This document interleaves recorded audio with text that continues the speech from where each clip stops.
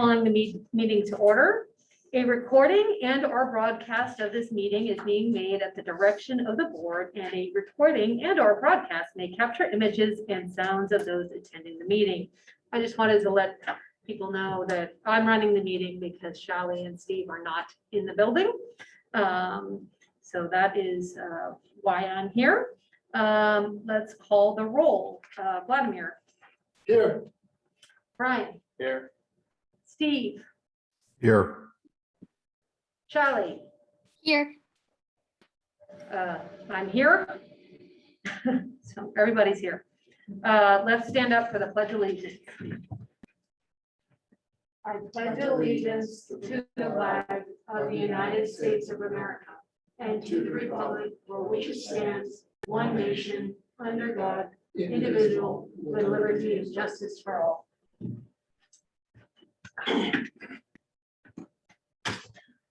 Any board members like to provide comment on the agenda? No? All right. Can I get a motion to approve the agenda as presented? So. Second. All in, now I'll call the roll. Vladimir, Yes. Brian, Yes. Steve, Yes. Lee, Yes. and I vote yes, 5-0 approval of the agenda. And off to the consent calendar. Randy? Yes, you have in front of you on the consent a resolution. It's one that we've done almost every year in recent years. It allows us to increase our GAN limit slightly in this year by about $1 million. The preliminary calculation shows our expenditure plan a little bit for last year, a little bit above our GAN limit. GAN limit is adjusted annually by inflation and enrollment. And with the enrollment decrease, that didn't have our GAN limit go up significantly. Typically what happens with any district, and there's many districts across the state that have this situation, the excess that we are actually transferring to the state's GAN limit because they have plenty of room to increase their GAN limit. So this is a formality, and I'm asking you to adopt this resolution. All right. Do any board members want to provide comment on this? All right. Get a motion to approve the consent calendar as presented. So moved. Go ahead. Second. All right. Let me call the roll. Yes. Brian, Yes. Steve, Yes. Shally, Yes. and I say yes. Motion passes 5-0. Off to the action discussion items, financial update. Kenyon. Yes, this is an action item as you indicated. We can go to the next slide, Marcy. This is the annual report of what our revenues and expenses were for the prior year, the 2021 year. It's termed the unaudited actuals because our finances haven't been audited yet by the outside auditor.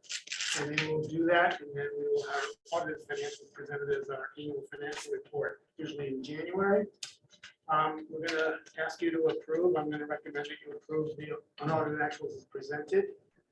And just the sort of overarching theme was last year was a very unusual year, obviously because of the pandemic, and that had a ripple effect on our finances in a positive way, I might add. So let's go to the next slide, Marcy, if you can. So looking just high level at the general fund, we had a excess of revenues over expenses last year. You can see over $73 million in revenue, $66.3 million in expenses. Some of those revenues were COVID funding sources that we did not spend yet. And then the bottom part of this slide shows a change in our fund balance where we went from $4.5 million to $11.5 million. But our unrestricted or unassigned ending fund balance is $9 million. That's really what we're comparing. We were comparing from one point in time to another. So next slide. Again, this is kind of looking at our ending fund balance, less any restrictions, That was the assigned fund balance. We have another million. When we add in our special reserve fund, you can see our total ending reserves and what our reserve percentage is, which is a percent of expenditures. So 19%, 6.5% greater than what we were looking at back in June. So let's go to the next slide. So this is I show this slide annually. Where were we in June compared to where did we end up in terms of our ending balance, especially our reserves? And because of the pandemic, we've been spending less than we normally would in a year. We've been getting excess revenue or extra revenue to help fight the pandemic of COVID relief funding from both state and federal sources. So the last 2 years are a bit of an anomaly compared to most years. Typically, I would say we're spending about 99%, around 99, 98% of what we budgeted in June. And these 2 years show that we're, well, the most recent year, 2021, spent about 95% of what we were thinking we were going to spend, largely because it was pretty difficult to figure out exactly what expenses we were going to have as things were constantly changing. I'll probably talk about that in the next slide. So let's move on, Marcy. Yeah, I think this is what I was starting to say. As you know, the guidance from the state and from the county changed several times during the year. We had to adapt to changes. We were returning to in-person over time, trying to do that as quickly as possible. But I continued to budget conservatively because of knowing exactly what expenses we would have. And so we benefited from savings in many different areas as we look at our final expenses for last year. That's primarily where the difference is on the expense side of the equation, not on the revenue side. So let's go to the next slide. So on the revenue side, just to be, get to the detail a little bit, there wasn't a lot of variance from where we were in June to where we are as we close our books, just $140,000 difference. So I don't spend much time on that. Just wanted to point out that some of the state and federal revenues were down, and down is more because of accounting. So revenues, some of the restricted revenue that we receive cannot be recorded as revenue if we don't spend money against them. So some of the unspent COVID monies, we don't get to count that as revenue current year. We get to count it in the year we spend the monies. That's what unearned revenue is, according to accountants. So state and federal revenue is down, but on the other hand, we do not typically budget for PTA revenues. We don't know what they're bringing in. So the PTA support revenue on the local income is up. Those two pretty much offset each other. So the next slide. Here's where Sorry, Randy, if I can just interject. Yep. That we see that almost every year at PTA. Yes. We get a revenue bump over the summer because the PTA. when we finalize what their collections were and all that. Yes.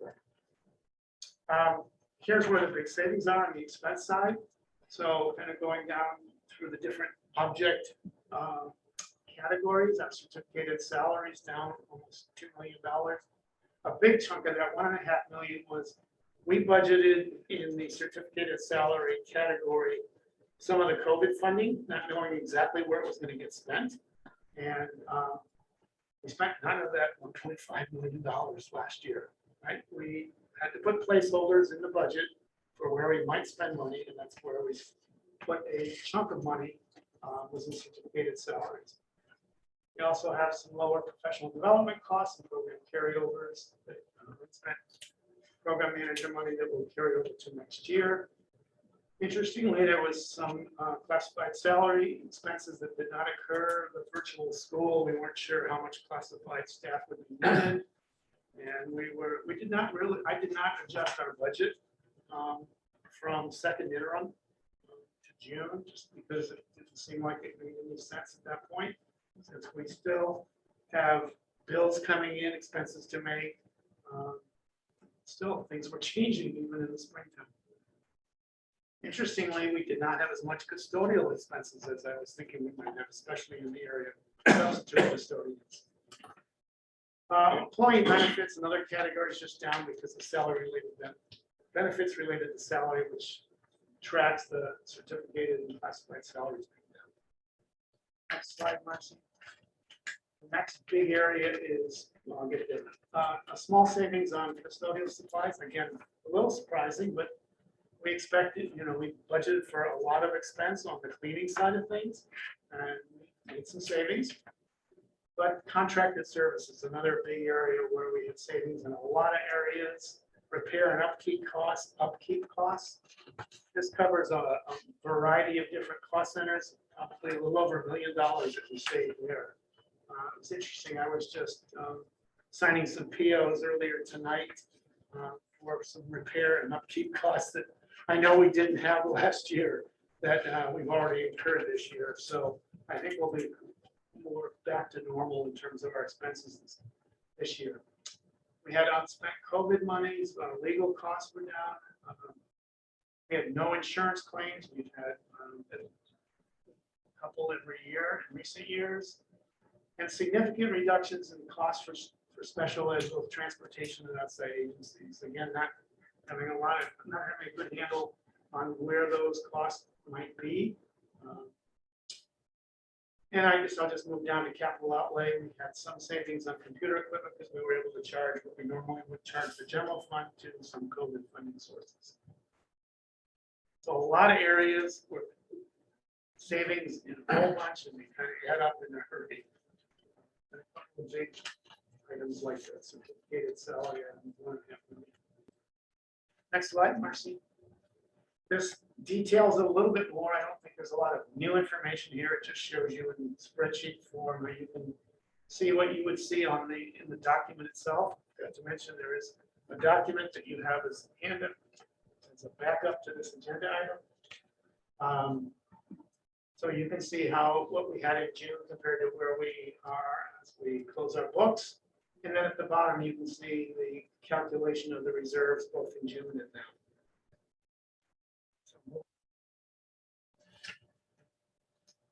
I want to shift real quickly to property taxes and where we are with that. We finalized our tax collections just a couple of weeks ago. Last year, just a little under $53 million, which was 7.23% growth over the prior year. In June, it's a little bit higher than what we were looking at. In June, we were at 7.06% growth. So a little bit more came in than we knew about in June. The blue is about this coming year or this current year, right? So we projected back in June a jump of 4% growth over last year, again, over the amount we projected in June, not the actual final projection. And that came in at $54,971, $54,971,280. Our current projection, which we just received from the county in August, late August, now is a 4.85% growth rather than 4. They have more information, 55.5 million. Their information includes an estimate on what we think the roll corrections might be. We were pretty conservative last year countywide in terms of the roll correction estimates. We were being conservative as we went into this year, and the county's indicating they think they can pull back on that a little bit, the conservatism on that. And now they're expecting our growth to be a little under 5%. We will update that projection in November when we get an update from, for first interim, when we get information from the county in November. That's where we are on property taxes, our biggest source of revenue. Marcy, can you go to the next slide?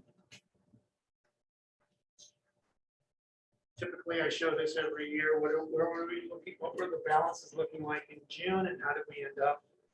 You can see that real close in most of the funds, except for the general fund, which we've already talked about, and then an increase in the building fund, which includes our bond program. And we had higher projected expenses on that, and less revenue projected, especially on the rental income side. And we got significant over close to $2.5 million of rental income last year, which is great. So kind of back up to where I was hoping it would be.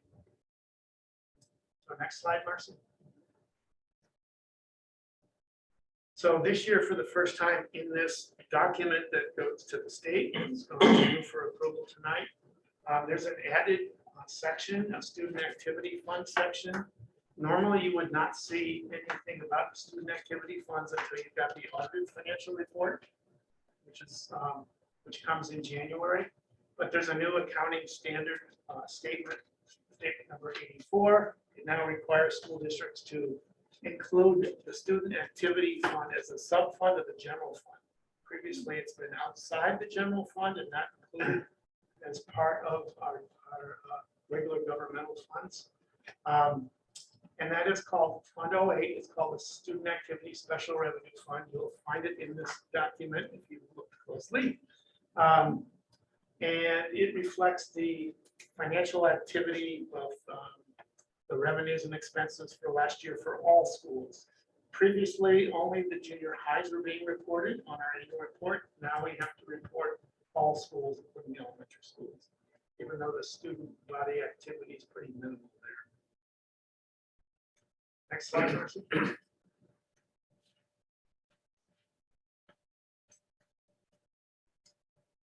There are other forms in this state required document, and I don't think I've actually listed them for you in the past.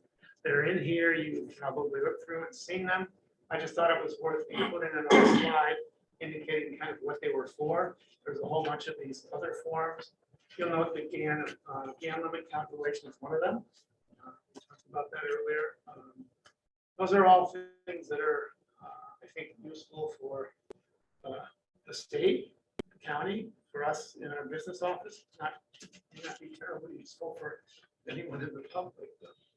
Although we do have some interesting information like the capital assets and our debt, what our liabilities are. Those things are very much of interest. Next slide. Guess we're coming to the end here. This I usually include what's next in terms of our financial reporting. We're presenting the unaudited actuals in September and December. We get the first formal report on the current year budget as we update all of our expected revenues and expenses. The first interim financial report in December. We also get a mid-year review of the state budget at that time from our state consultants. And then in January, the governor makes a proposal for the state budget for next year. In March, we do our second interim, and then in June, we have our LCAP and budget adoption. So giving you kind of the what's ahead of our cycle on an annual basis. And I think the last slide is probably a conclusion that I'm recommending approval of the actual representative.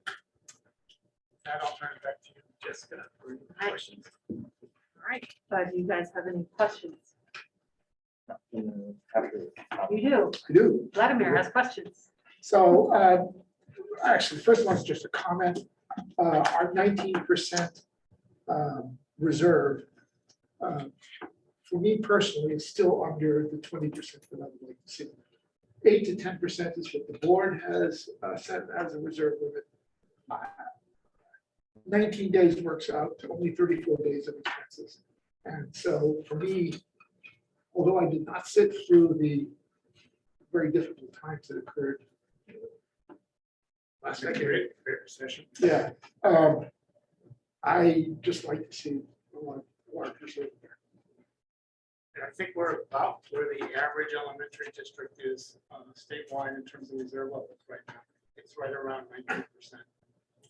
For the first time, we're up at that level. Yeah, no, that's great. I think that's, I mean, it makes me feel better about our continuing to be able to deliver the programs that we deliver, even if there is a hiccup in the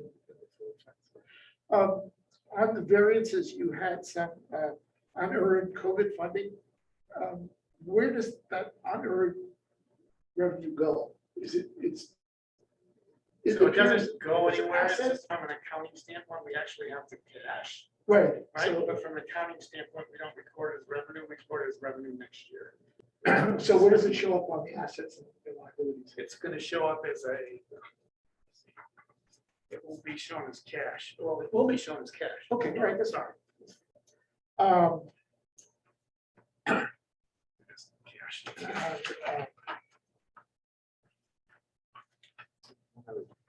I guess not. That's it. That's good enough. All right, and you don't have any questions?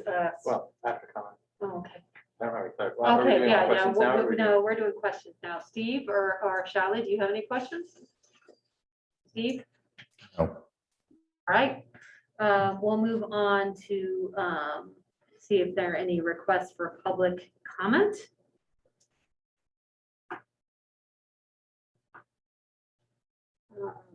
If you want to publicly comment, you put, hit *9 or to use the raise hand feature. Seeing no requests for public comment, board discussion. Brian? Thank you. Actually, as a follow-up to Vladimir's question, in terms of COVID money that wasn't spent or that you allocated and we didn't end up spending, is all of that allocated? Is there anything that we're at risk of losing if we don't spend it on the right things in the next year or two? Particularly, is there anything that the board needs to, take action on or provide direction for, just to make sure that we don't leave anything on the table? Yeah, not yet, but Sandra's gonna be bringing you a plan for some of the COVID money that's still is coming in. And as long as we get those plans approved and we can spend the money as appropriately, we'll be fine. Good to hear. Yeah. So I shared Vladimir's sentiments. I think generally that it's nice to see reserves at a higher level, especially since we're not through the pandemic. So I always want to emphasize that we still can have significant one-time learning recovery activities that we need to do. We've got a lot of potential liability, I think, around making sure that our special ed kids get back to, standards that we're providing faith, that we're providing all the statutory things that we need to provide, that, we still can have sort of hanging obligations that we're happy to fulfill, but that take money to fulfill. So I think our reserves are not that they're artificially high, but they're high in a way that they may need to be drawn down sooner rather than later, even if we don't have an economic pickup. That being said, we do, for the last few years, we've gotten a presentation every year from CACF recommending that we formally create a sinking fund around building maintenance. And so I think this might be a moment for the board to consider whether we want to take maybe the rental revenue, which is a couple $1 million, plus maybe some of this surplus. We could carve out potentially $4 or $5 million and formally do that in a way where we haven't been able to sort of find that large chunk of money from some of our previous sources. I don't know whether that's, I was going to ask Randy whether that's something that we would have to wait until we're talking about next year's budget to consider, or whether that's something that we could consider. You can consider that at any time, Brian. Okay. Restriction on when you can discuss that. So I would like to say that I think we should have that discussion about whether we want to put some of these revenues into that and create that sinking fund that CACF has advised us to create for quite a few years now. Agreed. Vladimir, do you have any other comments? No, other than I agree with Brian, and I would like to see it added as an action item fairly soon. Action item, as an agenda item fairly soon on some agenda. All right, Steve or Shally, do you want to comment? I don't have any questions for Randy. Thank you for your presentation. But I think Brian did make a very fair point about setting up the sinking fund. Thank you. Steve? No questions on the presentation, and I'm open to having a conversation about the sinking fund idea, but I want to understand what the undocumented or the still to be presented COVID catch-up issues are before you have that conversation. So not before I have a full picture of what the COVID catch-up would look like. All right, thank you. As for comments from me, I agree that we should look at it. Also agree that we need to know how we're otherwise spending the money. So yeah, I would love for that to be added to my agenda sometime after Sandra's presentation. All right. Can I get a motion to approve the 2020-21 unaudited actuals as presented? So moved. Second, Second, go for a roll call vote. Vladimir, Yes. Brian, yes. Steve, Yes. Charlie. Yes. I vote yes. Motion passes 5-0.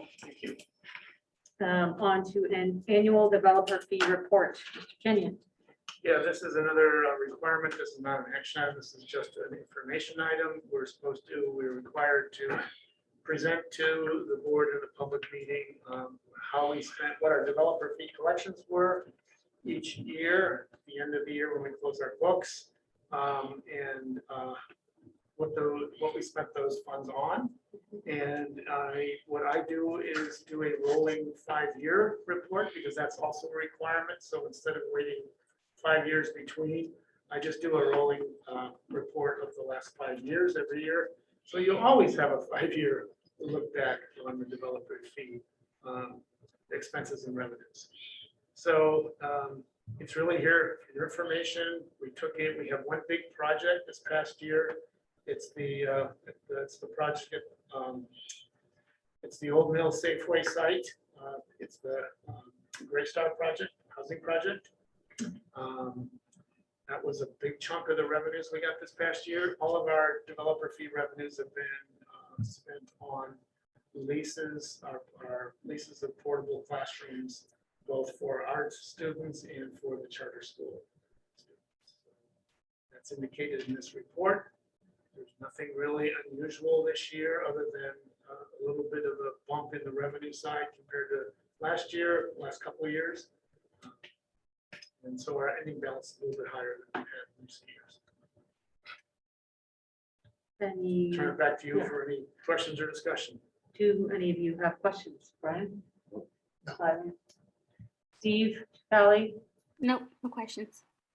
I guess I just noticed there's a difference in the amount expended from 1920 and 21. Is it because we have less portables during the pandemic? It's a couple $100,000. Yeah, no, it's probably related to the installation costs in 1 year, or I think some other costs that we might have incurred. Not that we have fewer buildings. Okay, We or a have returned any in the rollover. last- We have Yeah. returned some in the past, but not in the last 2 years. Okay. So I that's have to good. look at the specifics to give you a more specific answer, but that's probably what it is. Okay. Now it's time for public comment. Does anybody want to comment on this agenda item? If you want to, you can use the raise hand function or *9. Seeing no one raise their hand, we'll move on. Oh, this is a discussion item. So meeting adjourned.